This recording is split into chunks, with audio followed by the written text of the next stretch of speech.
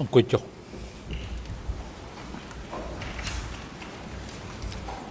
អង្គសម្រាប់ការបន្តកិច្ចដំណើរការទីសមាការ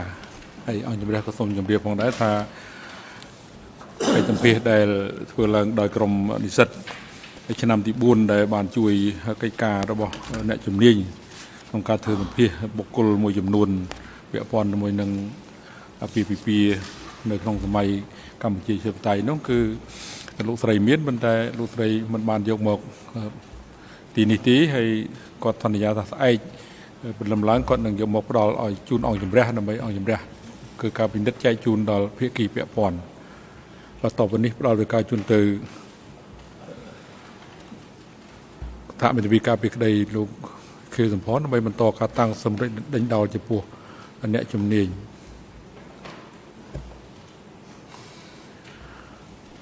បញ្ជាក់ឡើងវិញថា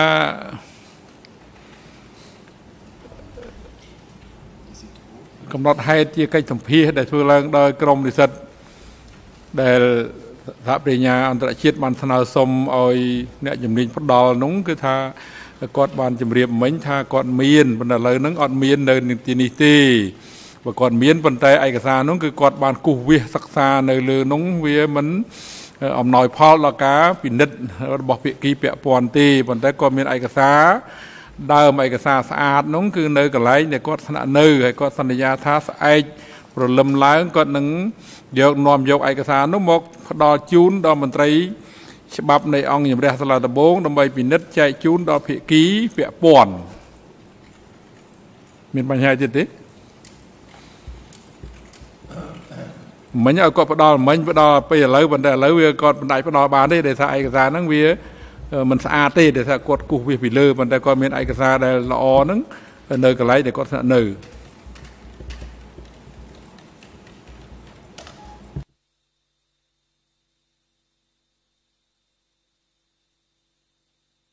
I think to clarify it for English, we are talking about a clean copy of the questionnaire.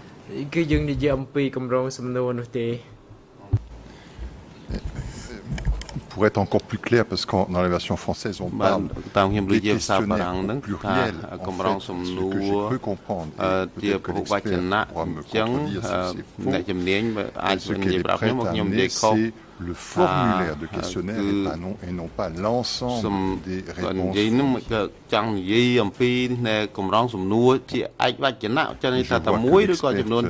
D'accord, et peut-être que vous pouvez noter sur le transcript.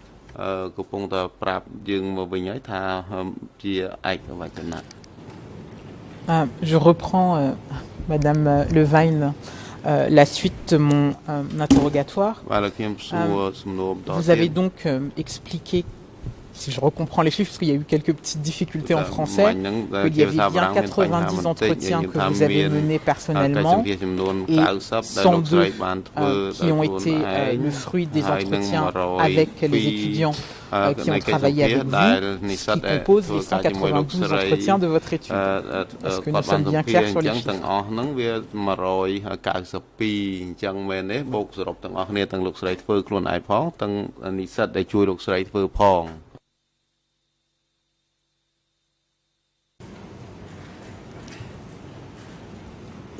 Yes, but just to fine-tune that, I did the 22 individuals, which were 11 couples initially. And then I did 90 interviews where I used the form that I created after the interviews with the 11 couples. And then I had students, so I could get saturation in my sampling. I had students do 102 of those forms with the 13 questions that I read out loud earlier.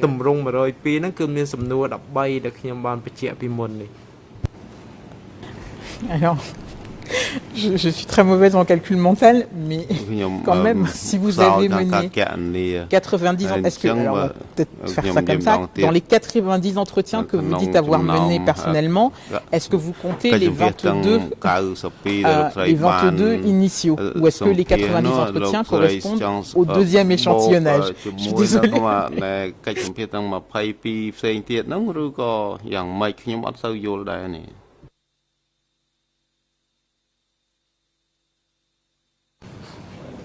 Sorry. Yes, you were សុំទោសទៅ correct. គឺថាលោកស្រីនិយាយត្រឹមត្រូវក្នុងការកណនាគឺ90ហ្នឹងរួមបញ្ចូលទាំង22ហើយសិស្សធ្វើ102គឺថាខ្ញុំធ្វើចំនួន90បូកនឹង22ហ្នឹងហើយសិស្សគាត់បំពេញនិស្សិតគាត់បំពេញ102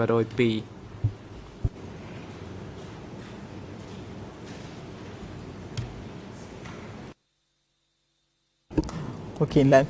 tout est plus logique dans mon monde maintenant. En ce qui concerne les entretiens hors les 22 premiers de votre échantillon choisi, entre guillemets, donc l'échantillon aléatoire des autres entretiens, est-ce que vous avez opéré sciemment un choix géographique ou est-ce que c'est le hasard aussi qui est arrivé à la géographie? Et peut-être pour vous rafraîchir la mémoire de la Chambre et des partis,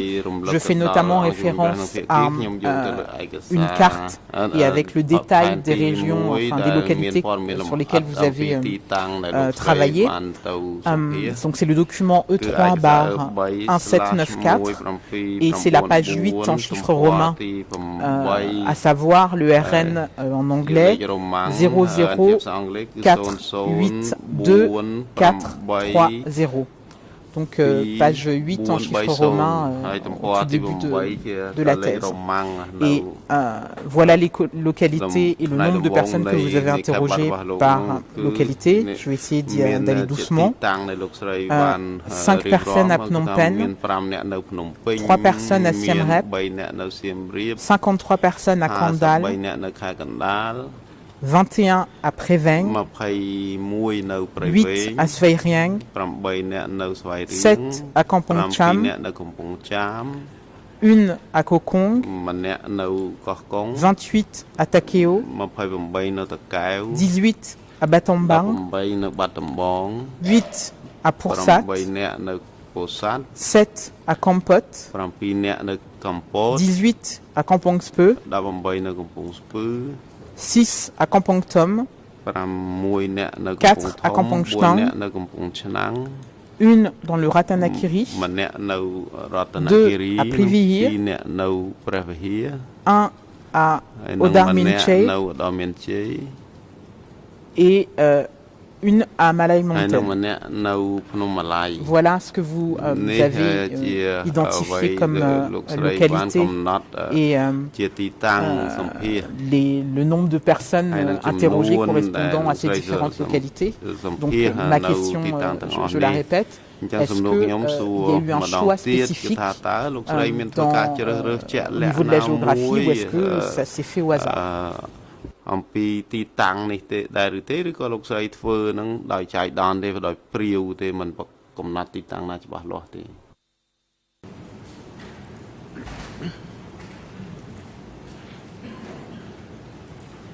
My first sample had បានគម្រោងដំបងរបស់ខ្ញុំគឺមាននៅមនុស្សជាច្រើនដែលរៀបការនៅខាងនីរដីហើយខ្ញុំបានទៅទីកន្លែងនោះ ហើយចំនួនមនុស្សនៅខាងនីរដីហ្នឹងក៏មានការកើនឡើងដែរទោះបីថាខ្ញុំធ្វើការជ្រើសរើសបានគំរូដោយចៃដន្យប៉ុន្តែខ្ញុំដឹងថាខ្ញុំមានមនុស្សជាច្រើនដែលរៀបការនៅក្នុងខេត្តកណ្ដាល and I still can't speak for how that happened យ៉ាងណាក៏ដោយក៏ខ្ញុំមិនអាចប្រាប់ថាហេតុអ្វីបានជាវាមានមនុស្សមកពីខេត្តកណ្ដាលនឹងច្រើននោះទេគ្រាន់តែខ្ញុំប្រើវិធីសាស្ត្រ snowball គឺគ្រាន់តែឲ្យអ្នកនៅក្នុងតំបន់ហ្នឹងគឺគាត់ចង់អុលបង្ហាញទៅអ្នកដទៃផ្សេងទៀតគឺគាត់ជាអ្នកណែនាំបន្ត 100% ដូច្នេះខ្ញុំមិនអាចទៅដល់ហេតុផលជាក់លាក់ 100% ឲ្យអំពីបញ្ហានោះទេប៉ុន្តែអ្វីដែលខ្ញុំអាចបញ្យល់បានគឺថាវាជាគុណសម្បត្តិមួយសម្រាប់ខ្ញុំក្នុងការវិភាគទិន្នន័យរបស់ខ្ញុំតាក់ទងទៅនឹងការរៀបការដោយសារតែបញ្ហាមួយចំនួនព្រោះទី1ខ្ញុំបានសង្កេតឃើញថានៅក្នុងការស្រាវជ្រាវភាគច្រើនដែលបានធ្វើឡើងចម្ពោះសម្រាប់ប្រធានបទមួយនេះ there has been a high prevalence of subjects from that region. So it has allowed me, say, to compare my study to, say, mom's study, or perhaps a study that my Japanese colleague has done. So that region has allowed me to really, if you will, go in and look at what has been missing in other studies. Oftentimes what's been missing in other studies has been the time and place data. So when I look at other people's work and I see a collection or a booklet of extracts from transcripts, and I see a high proportion of violence being presented. I can look at my Kandal study and say, oh, I imagine that perhaps there could have been a time bias in that outcome, because in late 77 and 78 it was a very bleak time there. However, before that period and after that period, it became very different in how the weddings were organized and what happened to people after the weddings. So it became a nice artifact for me to have that large sample in the end for analysis, but I do think that it's unbalanced. And yet it has been helpful.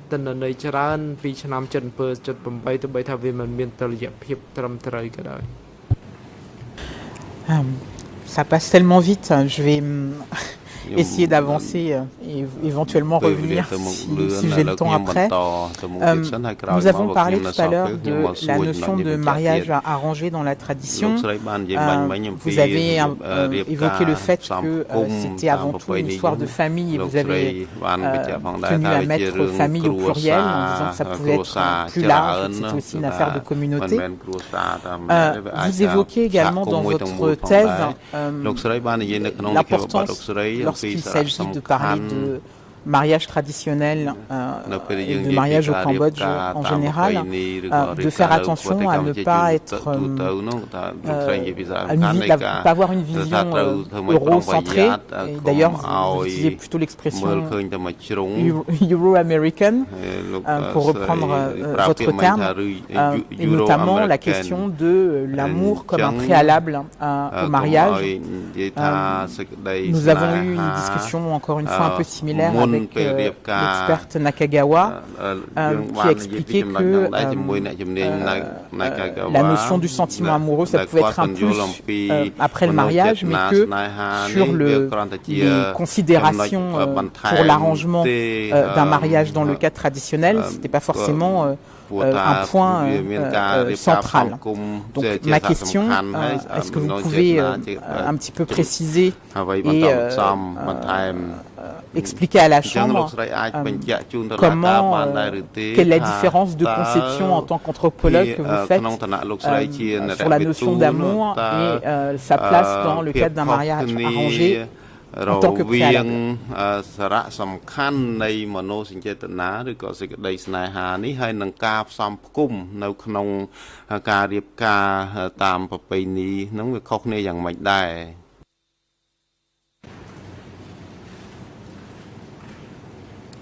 From an anthropological perspective, ក្នុង there are នាម two ជាន terms រៈ we វិ often ទូ use, គឺ emic យើង and ប្រើ etic. ប្រាស់ពាក្យពីរ Emic គឺ is អា the មិច point និង of អា view ដិច from within the អាមិច culture itself. គឺ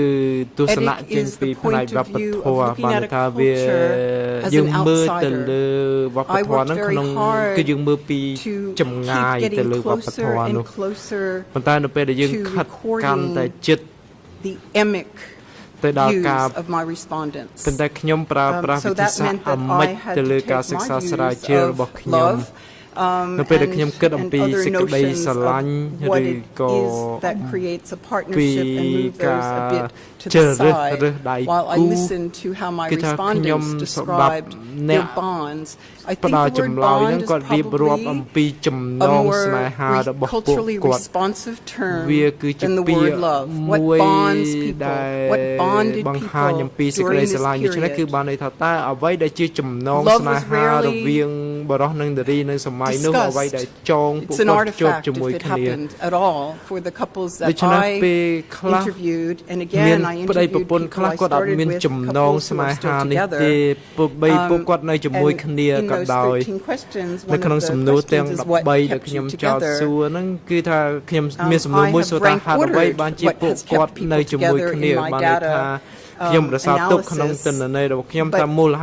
without rumbling through pages, one thing that kept people together was the experience of the other person's kindness. That was essential to people staying together. That, we both worked hard, and I worked a little bit harder and longer in the day. So when I came back to our hut, my wife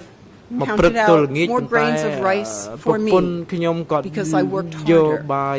Those were the kinds of responses people gave about their bonds. The other thing was terms that, again, from an emic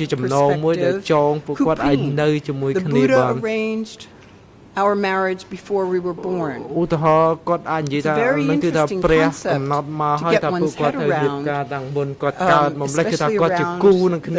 the Khmer rouge period, because I actually had one couple say together in front of me, so we wonder if this period hadn't happened, would we have met? It's a very interesting question to ask when someone has the experience of completing what keeps us together. Other things that people said kept them together had nothing, well, first of all, what had nothing to do with them being together was whether they had a disability, though I really didn't find any in my sample. Whether someone was beautiful or ugly, it really was inconsequential to the kindness of the bond that kept people together. I had thought, as a psychologist, before I went into my study, that what would have kept people together if I had hypothesized would have been the co-experience of surviving extreme traumatic experiences that was rarely mentioned. What kept people together was the potential to build a family that was important to them, regardless of how they arrived at that place together. Touch, to be able to have safe touch. Touch was missing throughout the Cambodian period. So the sense of being able to have somebody just kindly touch someone, safely touch someone, that was very important, and that was mentioned frequently in my study. So love, I think is a bonus. Yes, I certainly had people who grieved someone that they loved because they were arranged with someone else, or they may have been angry about that, but they never in my sample, anyway, in my sample, I didn't have anyone say, oh, because I didn't love this person, it meant I was forced to marry them. It was a very separate concept. I was surprised by that. But again, I just asked the open question.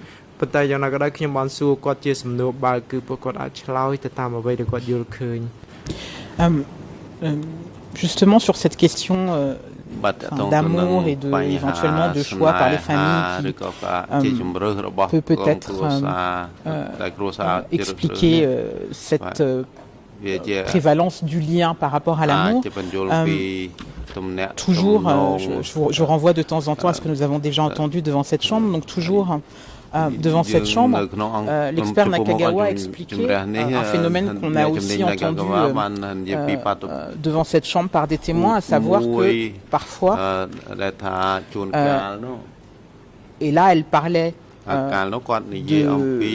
de personnes en dehors du Kampuchea démocratique, de mariage en dehors du Kampuchea démocratique, et elle dit que parfois la première fois que l'épouse rencontrait son mari, c'était le jour du mariage. Et là je fais référence à la déposition de l'expert Nakagawa du 13 septembre 2016, un petit peu avant, enfin juste avant 11h03 et 1 seconde. Et voilà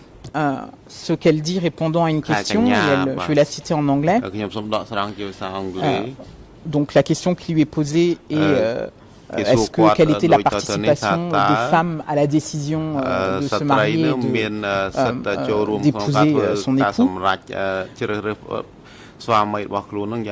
avant la décision de mariage. Voilà ce qu'elle dit. It depends on the parents as to how much information they give to their daughters. The many women that I interviewed, the wedding day was the first time that they met with their husband. So they knew very little about their husband before the marriage. But again, they don't regard the women,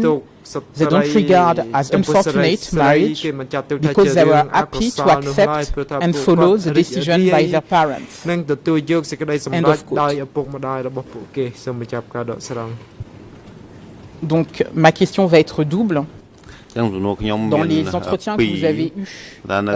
sur les mariages avant 70, est-ce que vous avez aussi des exemples de gens qui ne se sont véritablement vus et connus que le jour de leur mariage? La deuxième partie de la question sera, et dans la période du Kampuchea démocratique, est-ce que vous avez eu ce genre d'exemple, et est-ce qu'il y a eu une différence dans la manière dont les gens ont parlé, de savoir est-ce que c'était vécu différemment sous le Kampuchea démocratique de la période pré-70.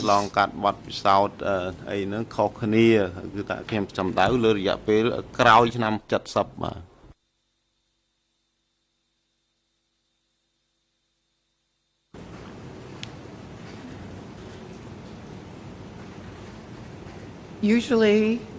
traditionally, ជាប្រពៃណីគឺមានរយៈពេលភ្ជាប់ពាក្យបានន័យថាកាលណាយើងនិយាយភ្ជាប់ពាក្យបានន័យថាការបានពាក់កណ្ដាលហើយគឺថាពួកគាត់ភ្ជាប់ពាក្យជាផ្លូវការហើយបន្ទាប់មកគឺថាបន្តមកទៀតគឺដល់ការរៀបការបានន័យថាវាមានពេលវេលាដែលគេធ្វើឡើងតាមពេលវេលាជាក់ស្ដែងក្នុងមួយឆ្នាំនោះeven rainy season. So there's an engagement period.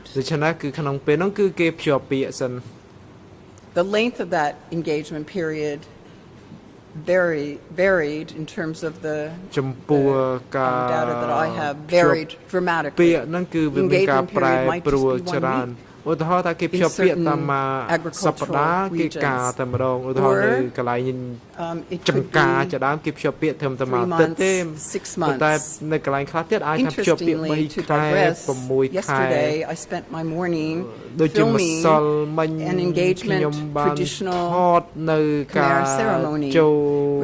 នៅពិធីភ្ជាប់ពាក្យដែលគូតដឹងគាត់ many មានកម្មវិធីប្រពៃណីជាច្រើនប៉ុន្តែគាត់ភ្ជាប់ពាក្យម្សិលមិញប៉ុន្តែគាត់ត្រូវការនៅខែធ្នូនោះដូច្នេះហើយខ្ញុំគិតថានេះជាព័ត៌មានដែលខ្ញុំទទួលបាន Under democratic នៅក្នុងរបបកម្ពុជាប្រជាធិបតេយ្យវិញគឺមិនមានការភ្ជាប់ពាក្យនោះទេប៉ុន្តែវាអាចមានប្តីប្រពន្ធខ្លះគាត់ចូលគាត់ពាក់ព័ន្ធនឹងការភ្ជាប់ពាក្យនេះដែរគឺថាគាត់ភ្ជាប់ពាក្យមុនពេលខ្មែរក្រហមចូលកាន់កាប់ប្រទេសកម្ពុជានោះហើយអ្នកខ្លះthey had been engaged to គាត់បានរៀបការនៅក្នុងរបបកម្ពុជាប្រជាធិបតេយ្យឧទាហរណ៍ថាគាត់ប៉ុន្តែមានអ្នកខ្លះទៀតគាត់សុំការជាមួយអ្នកផ្សេងខ្ញុំចាំមិនខុសទេគឺមានមកករណីដែលវាកើតឡើងនៅទីក្រុងភ្នំពេញគឺថាទាហានគាត់ស្នើសុំការជាមួយប្រពន្ធជាមួយនារីម្នាក់មកពីខាងនិរដី as a soldier he was to marry someone គឺថាទាហានហ្នឹងគេប្រាប់ឲ្យការជាមួយអ្នកផ្សេងឲ្យស្រឡាញ់អ្នកផ្សេងប៉ុន្តែគាត់ I think perhaps very cleverly I know you're asking me to marry this person and to love this person. I don't love them yet. I love someone else. But if you want me to love them, I will work very hard to do that. And the leader ended up having that person marry the person they had been engaged to prior to the regime. So I do have some cases of engagement, but they usually were under those conditions.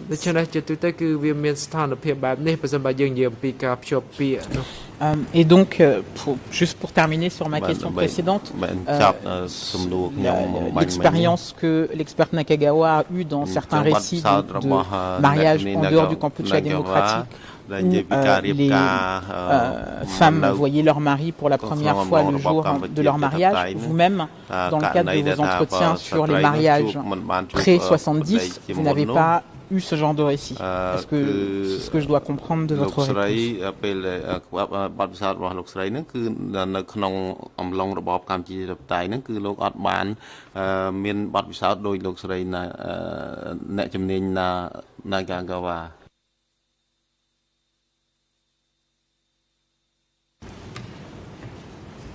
I just want to make sure I understand the sample that we're speaking to here. With regard to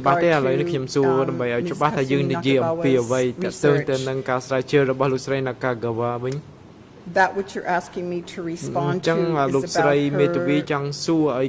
conclusion she came to on people's weddings under decay or before avant, en dehors du Kampuchea démocratique. Cette réponse-là, particulièrement, elle était interrogée sur en dehors du Kampuchea démocratique, où elle expliquait que le fait que les parents aient choisi faisait que, elle a utilisé même le terme aveuglément, que les filles, que les jeunes filles suivaient aveuglément le choix de leurs parents, et que parfois, elle dit qu'elle a rencontré un grand nombre de personnes qui ont évoqué le fait qu'elles avaient vu leur mari pour la première fois le jour du mariage. Donc, ma question c'était, puisque vous avez interrogé des gens sur les mariages pré-70, est-ce que vous avez rencontré ce type de cas?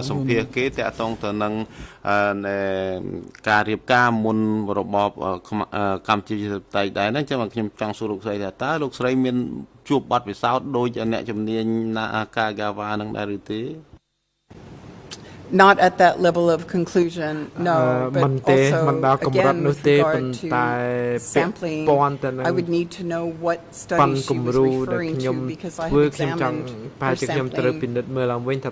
protocol. So that's one question. And also, you know, in my research, I worked very hard to not have a gender bias in my research. In other words, I was very clear to include men in the same questions that I asked women.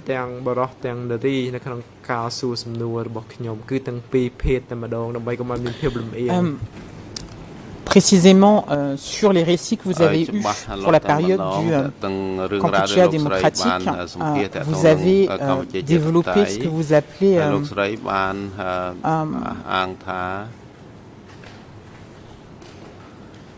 les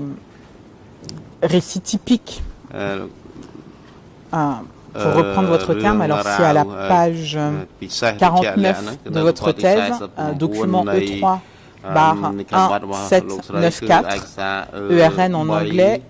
seulement 00482481481. Et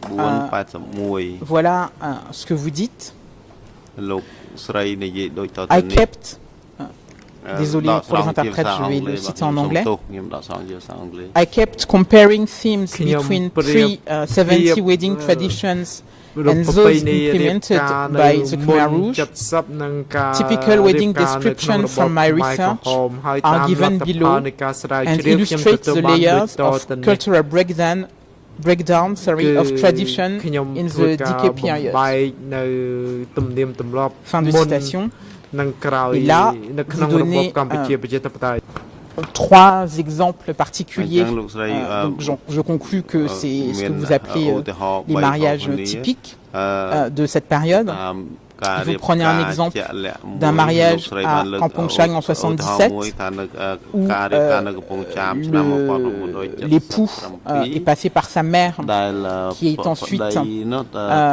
allé voir le frère de la femme et qui lui a accepté pour le compte de sa sœur. Et qu'ensuite ils sont allés demander la permission de l'ANCAR. Là pour l'instant ce qui m'intéresse c'est le processus de demande et d'autorisation.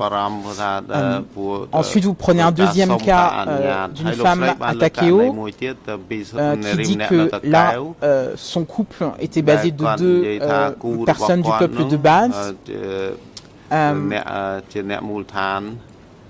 et que c'est par l'intermédiaire, c'est le leader du village qui a arrangé le mariage pour eux. Vous prenez un troisième exemple à Kampong Spe et vous dites que ça c'est 2 personnes qui se connaissaient depuis l'école primaire, même s'ils n'avaient pas pensé à se marier, et que là c'était les 2 chefs de camp, garçons et des filles, qui ont arrangé le mariage et qui savaient qu'ils venaient de la même, du même endroit. Quand vous dites typical wedding, est-ce que ça veut dire que ces 3 façons d'arranger les mariages, que ce soit en passant par la famille pour après demander l'autorisation à l'ANCAR, et on va revenir plus tard sur le terme d'ANCAR, mais que ce soit d'abord une demande à la famille, ensuite validée par l'ANCAR ou pas, que ce soit un arrangement par un chef de village tout seul, ou que ce soit un arrangement par des chefs de groupe, de camp, avec des personnes qui venaient du même endroit. Est-ce que c'est des choses que vous avez retrouvées au fil de ces 192 entretiens et est-ce qu'il y a une majorité qui s'est dégagée de la manière dont c'était arrangé, qu'a organisé le mariage?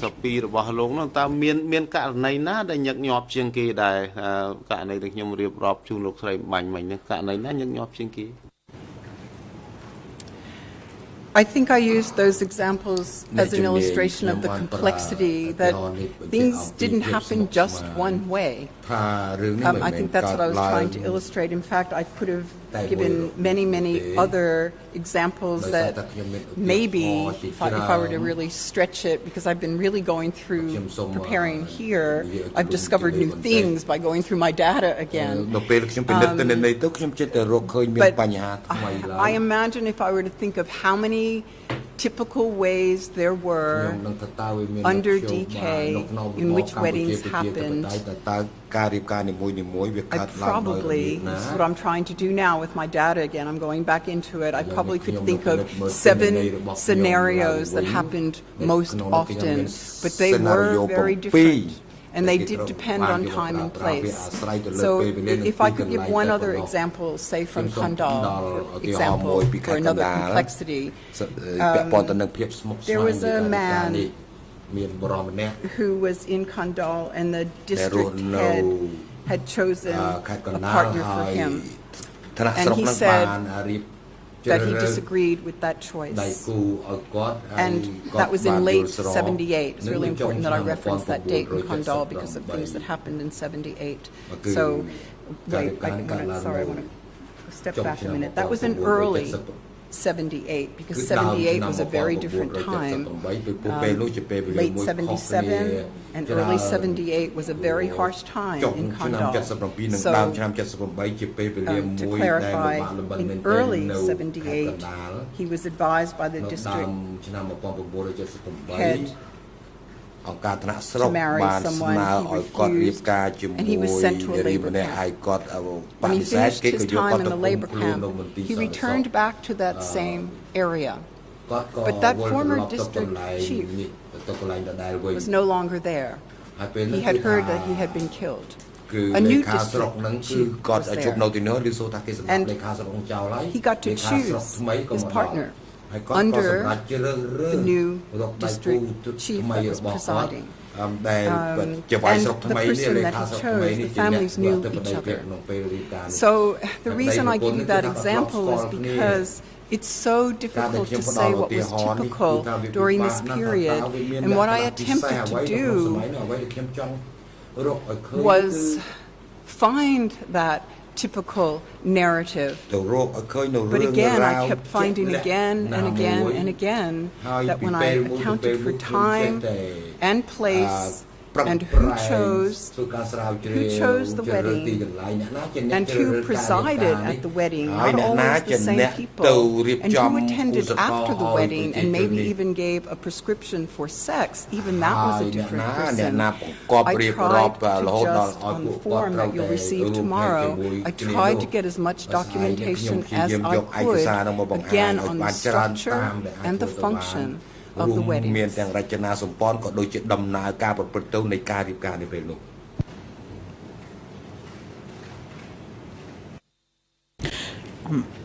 Oui, précisément, c'est un point qui est très intéressant sur ce que vous avez marqué de l'étude en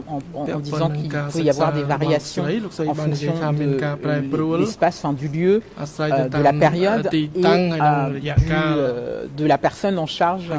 des mariages. Et justement à ce sujet, ma question est de savoir est-ce que systématiquement, on verra peut-être avec le formulaire, mais est-ce que systématiquement la question du leader ou du chef de village, d'unité qui était en charge de la gestion des mariages est quelque chose d'important, et est-ce que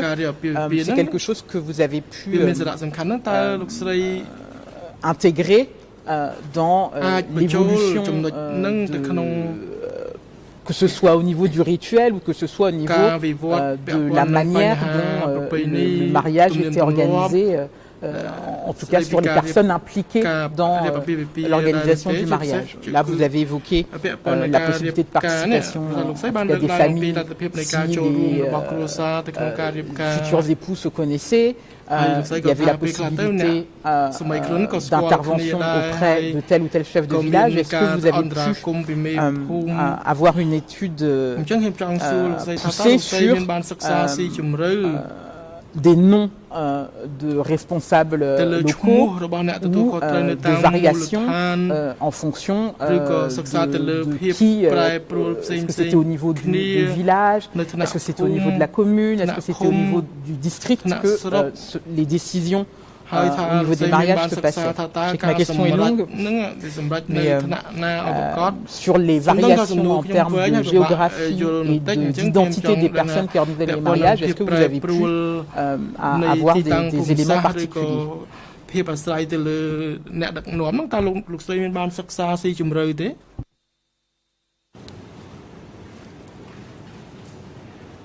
Firstly, I want to state up front that I did not conduct my research as a witch hunt. It's really important that I say that. I was not looking to find the names of leaders.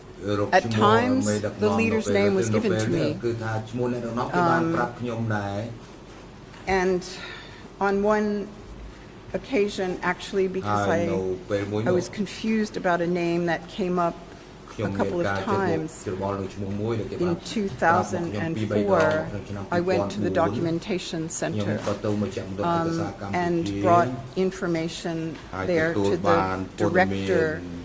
wanting to understand a little bit more about what was happening in a particular location. I was asked by the director the name of my respondent, and I refused to give that information. And then I was told if I would just give the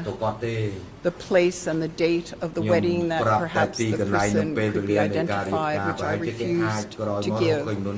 I really think that after that period, I became much more closed in my record keeping.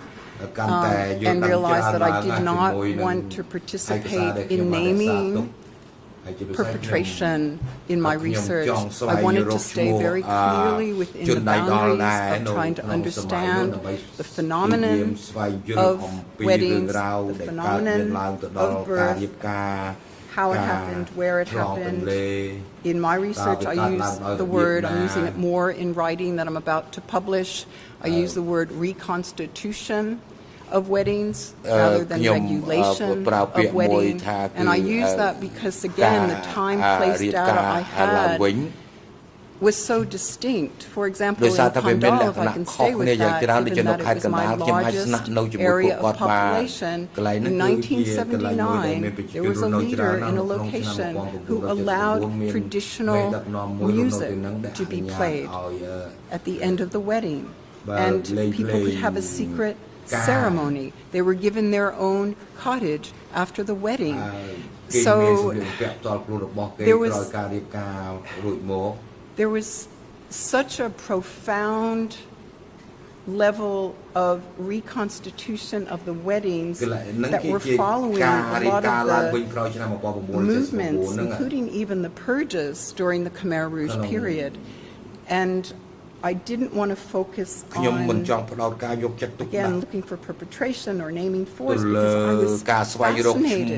by the overlay of how things happened under DK. And the weddings are a big key to understanding the function and the structure at a much deeper level historically. I was interested in that historical dimension.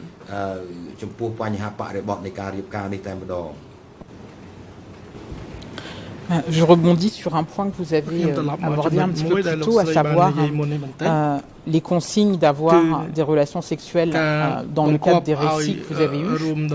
Vous avez indiqué à la Chambre, et cela figure également dans votre thèse, le fait que vous avez spécifiquement intégré une question sur le fait de savoir si les couples, enfin en tout cas si les personnes interrogées avaient reçu des consignes d'avoir des relations sexuelles. Dans votre thèse, document E3/1794, à l'URN en anglais 00482-538, donc c'est page 101 pour vous de la thèse. Vous indiquez que sur les 192 personnes interrogées, 76 d'entre elles ont indiqué qu'on leur a indiqué d'une façon ou d'une autre qu'il fallait avoir des relations sexuelles. Pour aller un petit peu plus vite, je vais lire ce que vous dites à ce sujet dans votre thèse. Donc cette fois-ci, c'est à la page 108 de votre thèse, ERN 004825540 en anglais. Il y a apparemment le français, une traduction très partielle, 00950456, et en Khmer 00894-148. Voilà ce que vous dites en anglais. Because the notion that the Khmer Rouge restricted and or forced married couples to have sex has been controversial, I inquired formally during each interview, were you told to have sex at the time of your reading? 40% of respondents said yes. True, it appears that the husband was more often told alone without the woman present. 8 people who married in Prevent reported that they were teased about having sex in ways consistent with current Khmer wedding custom, wherein sexual relations are often enacted in dramatic skits during ceremonies. Nearly 30% stated that they were under surveillance. Most said that they pretended to have sexual relations by lying close to each other. No one reported being threatened by death if they did not succumb. Most striking, however, is the finding that prescriptive sex seemed more common during and after the rainy season in 1978 in certain regions, which was just before the invasion by the Vietnamese, with the trend apparently spreading out from Condal province. Fin de citation. Cette longue citation pour que la Chambre, les partis et vous-même ayez l'intégralité de ce que vous avez dit à ce sujet. Donc vous dites 40% des personnes interrogées disent qu'on leur a dit d'avoir des relations sexuelles. Est-ce que vous pouvez indiquer, est-ce que ça ressort des formulaires sur ces 40%, combien de personnes ont dit que c'était une sorte de menace? Ou est-ce que vous faites une différence entre c'est dit comme une recommandation générale dans le cadre d'un mariage ou est-ce que c'est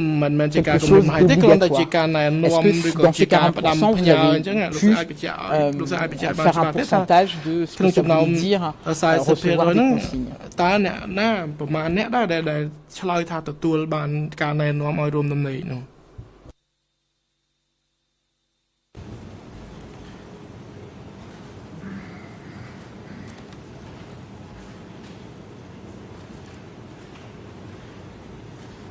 Thank you for the question. I did go back into my data before coming here in preparation, and I would like to add another statistic to that which I reported here. The 40% is actually 39.9%, but I did move it forward to 40%. Of that 39%, 0.09% reported compliance to that request. So I just really think that's an important statistic. I went back into my data. When that was listed on the form, it may seem as if it's a sensitive question, but it wasn't for my subjects. I'm aware that people have said that people aren't so comfortable talking about sexuality or sexual behaviors, but for the cohort that I spent time with, that seemed to be just a question they answered among other questions. Now, of course, I have no way of knowing whether some people didn't report compliance when they did comply, but in terms of what people told me in successive interviews was 0.09%, excuse me, for compliance. And of those, half of them knew each other prior to their marriage. So I think that's another important factor. I also want to state something else just statistically. Again, in that last sentence in terms of rainy season with the trend apparently spreading out from Kandal province. When I went back and reread my PhD in preparation for today, I went back into that hard data to see if I could pull something else from that. And what I found was that most of the sex prescribed in Kandal was in 1978. Again, the period that I highlighted is a very harsh period, 24 out of 53. It's a very high number, but in 1978. And I think that's really, that illustrates a bit of what was happening at that time with the particular leadership. When more couples were being married there as well, so up to 200 couples were being married in that region, whereas before, by late 77, we had the first period with a lot of couples being married. So, I can only interpret, but something was going on in that region. I would tend to think something was going on based on the leadership in that region, but I'm still working that through, and I probably will be looking at that this evening. So thank you for that. In regard to another comment on this quote that you had stated the teasing of sex. I think that's very important. If I can say a bit about tradition, again, if I can even reference my yesterday when I went to the couple's traditional engagement, there were references to fertilization of the field, the rice field. So the go-between on the woman's side asked the go-between on the male side about the fertilization, capacity to fertilize the field. There were a number of suggested dialogues that happened in front of the parents before the children to be wed arrived between the go-betweens about whether this was going to be a good match or not. In the weddings that I have attended, during the times of my research, there were often skits that were suggested of sexual activity as well, just hints. Oftentimes the wedding room is prepared for the couple on the night of their wedding. The bed is,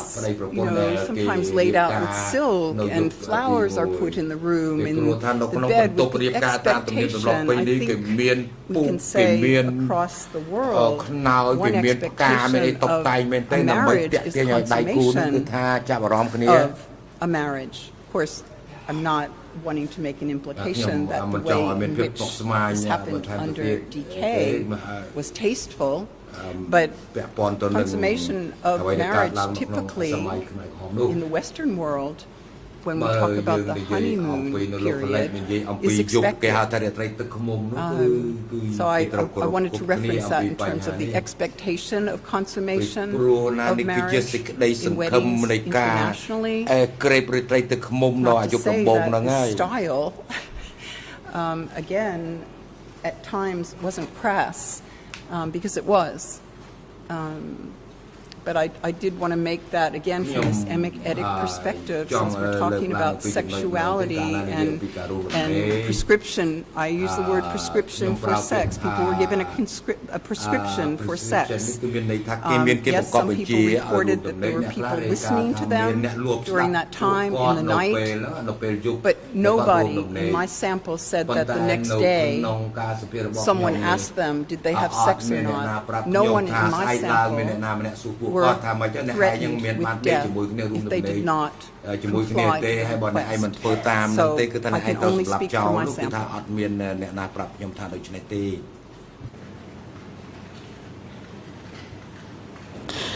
Une question générale sur justement les entretiens que vous avez eus au sujet des mariages pré-70. Est-ce que dans le mariage traditionnel, cette notion de taquiner les futurs époux et d'évoquer de façon un peu grivoise, ou en tout cas détourner la consommation du mariage, est-ce que c'est quelque chose qui a été évoqué par les personnes que vous avez interrogées sur ces mariages pré-70?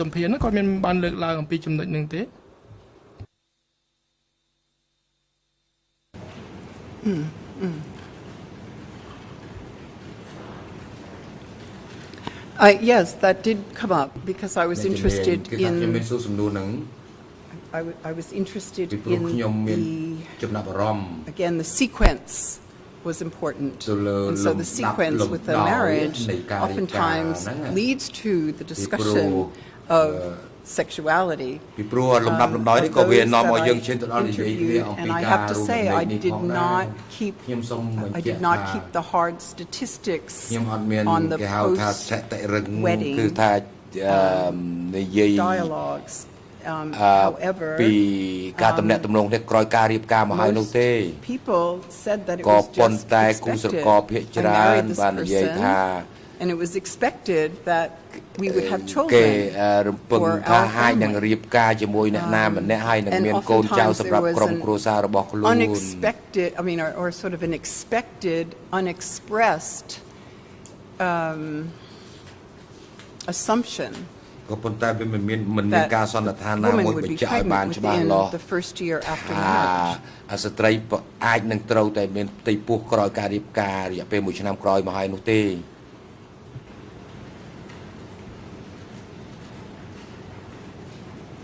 And I would just like to make one other international comment on this with regard to this sort of bringing in the emic and the edic. In the Roman Catholic Church today, if a person does not consummate their wedding within the first year, it can be grounds for annulment. So I think when we're talking about what happens afterwards, after marriage, I think we need to hold the whole international portrait at the same time of the expectation post-wedding is that eventually, whether usually it happens, usually there's a longer period of time in which sex happens after a wedding if it is done through a matchmaker and the couple doesn't know each other. At least I found that in my research with couples under DK. If they knew each other ahead of time, and I can't at this moment, but the quote is in my thesis in the back, where one person said, well, yes, they told us to have sex, but we wanted to do that anyway. They knew each other, they were in love with each other before they were arranged to be married. So I think all of those factors need to be factored into this dialogue.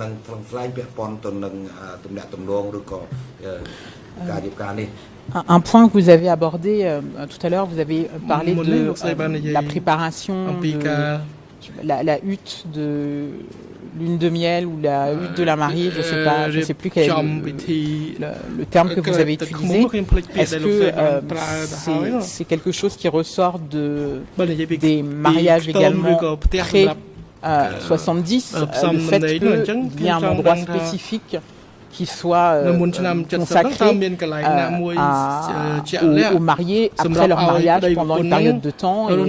qu'est-ce que vous avez pu planer de façon traditionnelle,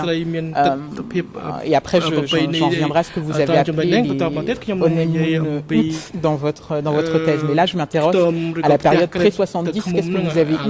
sur ces endroits spécifiques réservés aux nouveaux mariés?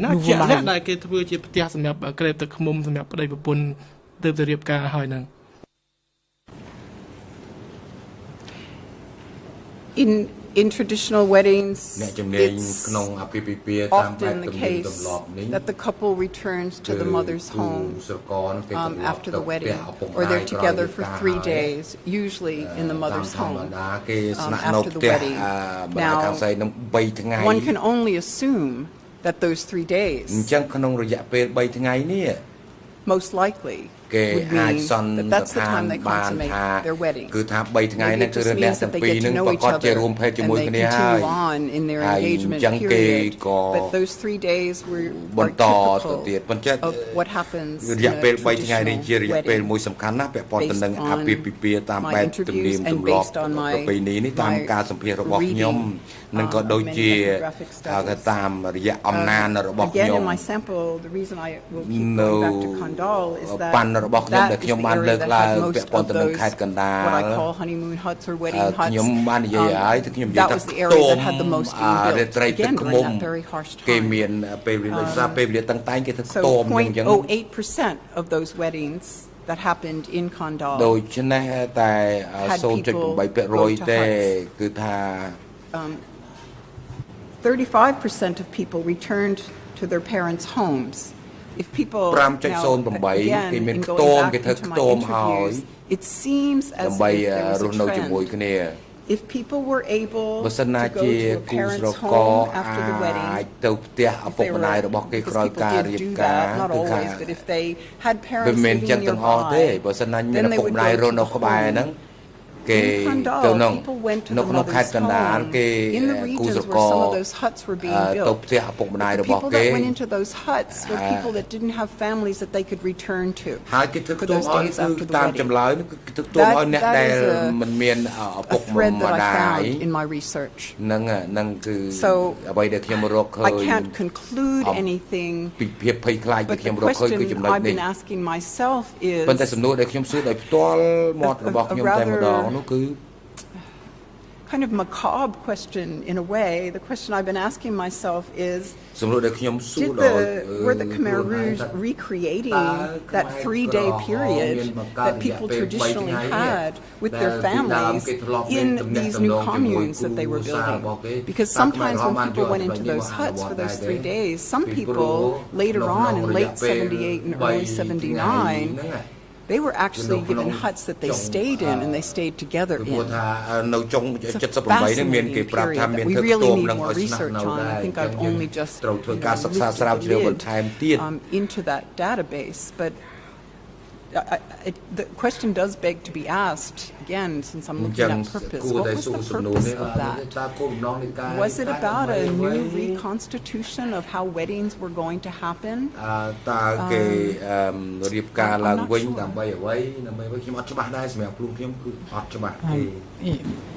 Et une dernière question avant la pause, Monsieur le Président. Précisément, est-ce que vous avez parlé des mariages et de fait qu'à certains endroits, notamment là où il y avait des grands chantiers de travail, il y avait des mariages collectifs peut-être plus nombreux. Ma question, est-ce que vous avez pu faire un lien? C'est vraiment une question que je vous pose, pas forcément tirée de votre thèse, mais est-ce que c'est un sujet de réflexion? Est-ce que vous avez pu faire un lien entre le fait que dans certains endroits où il y avait des logements collectifs, des dortoirs, notamment à côté de grands travaux, et la construction de ces huttes pour une intimité que les gens n'auraient pas eue s'ils étaient dans des unités itinérantes ou des unités il y avait des champs de sites de travail collectif. Donc, question, est-ce que vous avez vu par rapport à vos déplacements géographiques, que vous avez pu entendre des récits qui vous ont été donnés, est-ce que vous avez pu faire ce lien-là ou pas du tout?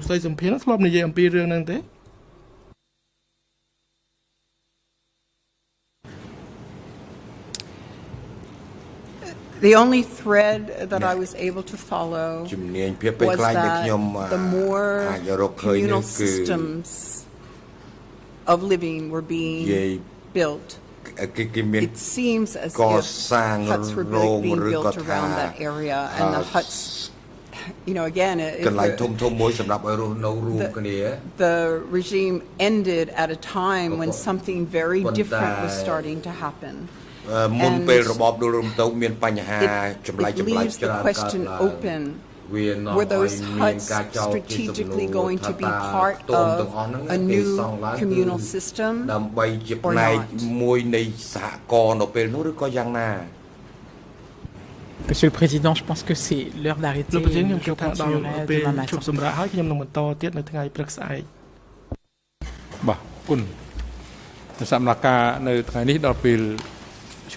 យឲ្យមានប្រកាសផ្អាកកិច្ចដំណើរការសកម្មភាពសម្រាប់ថ្ងៃនេះត្រឹមនេះសកម្មភាពលើកទៅបន្តធ្វើនៅថ្ងៃស្អែកថ្ងៃអង្គារទី11ខែតុលាឆ្នាំ2016ដែលចាប់ផ្ដើមពីម៉ោង 9 ព្រឹកហើយសកម្មភាពនៅថ្ងៃស្អែកនេះអង្គជំរះនឹងធ្វើសកម្មភាពបន្តស្ដាប់សកម្មសាកសីអ្នកជំនាញ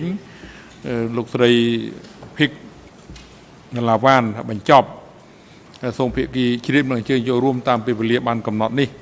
អង្គជំរះអរគុណលោកស្រីអ្នកជំនាញភិកឡាវ៉ានសម្រាប់ការស្ដាប់សកម្មរបស់លោកស្រីក្នុងឋានៈជាអ្នកជំនាញនៅមិនទាន់ចប់នៅឡើយទេអង្គជំរះក៏អញ្ជើញលោកស្រីមកបន្តផ្ដល់សកម្មនៅថ្ងៃស្អែកទៀតដែលនឹងចាប់ផ្ដើមពីម៉ោង 9 ព្រឹកមន្ត្រីរដ្ឋបាលតុលាការរួមជាមួយនឹងបុគ្គលិកអង្គភាពគាំពារសាកសីនិងអ្នកជំនាញក្នុងការជូនលោកស្រីអ្នកជំនាញត្រឡប់ទៅកាន់ទីកន្លែងដែលគាត់ស្នាក់នៅវិញនិងអញ្ជើញគាត់ត្រឡប់មកបន្តផ្ដល់សកម្មនៅថ្ងៃស្អែកបានមុនម៉ោង 9 ព្រឹកហើយប្រកបដោយអនុរិយមន្ត្រីឃុំឃាំងនាំខ្លួនជំរាបចោតទាំងពីររូបត្រឡប់ទៅកាន់មន្ត្រីឃុំឃាំងនៃអវតកវិញចុះនិងប្រកបដោយនាំខ្លួនគាត់ទាំងពីររូបត្រឡប់ចូលរួមសកម្មភាពនៅថ្ងៃស្អែកឲ្យបានមុនម៉ោង 9 ព្រឹកសម្រាប់ចុះ